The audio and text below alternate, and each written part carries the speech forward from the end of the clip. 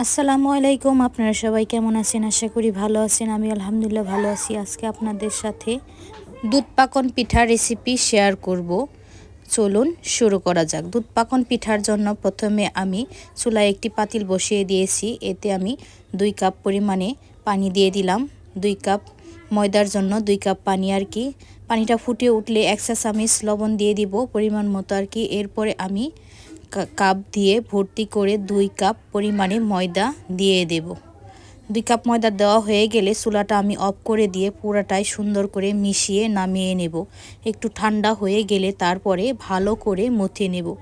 মথা হয়ে গেলে এরপরে সামান্য তেল দিয়ে আবারও একটু ভালো করে মথে সুন্দর একটি ডো বানিয়ে নেব।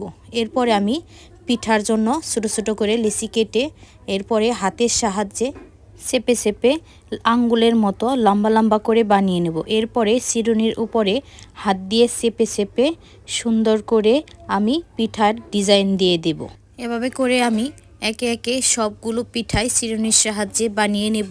প্রিয় ভাই ও বোনেরা, আমার ভিডিওটি যে যেখান থেকে দেখতেছেন দেখার শুরুতে একটি লাইক দিয়ে দেখা শুরু করবেন। আর আমার ভিডিওগুলো যদি ভালো লাগে অবশ্যই আমার চ্যানেলটি সাবস্ক্রাইব করবেন। আজকের এই পিঠাটা খেতে এতটাই মজা যে আপনারা একবার বাসায় না বানালে বুঝতে পারবেন না কতটা মজাদার এই পিঠা। আর এই পিঠাটা বানাতে খুবই অল্প সময় লাগে, বলতে গেলে খুবই অল্প সময়। মেহমান বসিয়ে রেখেও আপনারা এই পিঠাটা ঝটপট তৈরি করে দিতে পারেন। এই পিঠাটা আপনার দুধ দিয়ে ভিজানো ছাড়াও খাওয়া যায়, মুসমুসি করে ভাজলে আর কি, এমনিতেই খাওয়া যায়। আর দুধ দিয়ে ভিজালে তো এক কথায় অসাধারণ, ফুলে টইটুম্বর হয়ে যায়, খেতেও অসাধারণ লাগে। সবগুলো পিঠাই আমার এভাবে বানিয়ে নেওয়া হয়ে গেছে। দেখুন, দেখতেও মাশাল্লাহ কত সুন্দর দেখাচ্ছে। এবার আমি সবগুলো পিঠাই সুন্দর করে ভেজে নেব, মুসমুসি করে আর কি।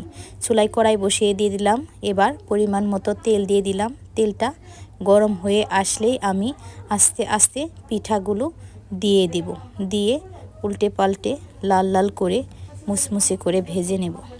আমি সবগুলো পিঠাই এভাবে ভেজে উঠিয়ে নেব। সবগুলো পিঠা ভাজা হয়ে গেলে চুলায় আমি আরও একটি পাতিল বসিয়ে দেব। পাতিলে আমি হাফ কেজি পরিমাণে দুধ দিয়ে দেব, 2 কাপ আর কি। দুধটা দিয়ে আমি 1/4 কাপ চিনি দিয়ে দেব। দিয়ে ভালো করে একটু জাল করে নেব। দুধ আর চিনিটা ভালোভাবে মিশে যেয়ে দুধটা ফুটে উঠলেই আমি গরম গরম অবস্থায় এই পিঠাগুলো দিয়ে একটু নেড়ে মিশিয়ে 1 মিনিটের মতো জাল করব আর কি। এরপরেই নামিয়ে ঠান্ডা হতে দেব। আমি সবগুলো পিঠাই নামিয়ে 1 ঘন্টার মতো রেস্টে রেখে দিয়েছিলাম। ঠান্ডা হয়ে যাওয়ার পরে আমি পিঠাটা উঠিয়ে আপনাদের দেখাবো। দেখুন, ফুলে দ্বিগুণ হয়ে গেছে পিঠাটা ভিজে আর কি। রসটা পুরোটাই ভিতরে ঢুকে গেছে।